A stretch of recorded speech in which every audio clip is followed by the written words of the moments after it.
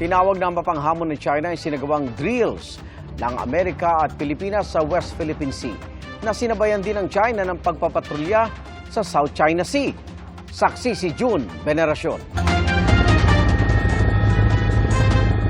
Kung show of force lang ang pag-uusapan, ito na yon. Isang aircraft carrier, mga warship at mga fighter plane ang dala ng Amerika sa huling araw ng RPUS Joint Maritime Patrol sa West Philippine Sea. Ito ang Carrier Strike Group 1 ng US Navy. Nakaangkla ang puwersa sa aircraft carrier na USS Carl Vinson. Nagsagawa ng patrol exercise ang Carrier Strike Group 1 sa activity area sa West Philippine Sea. Ipinakita rin ang mabilisang paglipad at paglanding ng 16 na aircraft.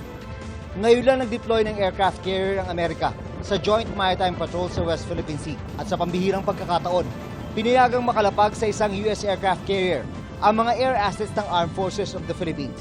Tinawag naman ng China na provocative o mapaghamon ang ginagawang deals ng US at Pilipinas sa pinag-aagawang teritoryo.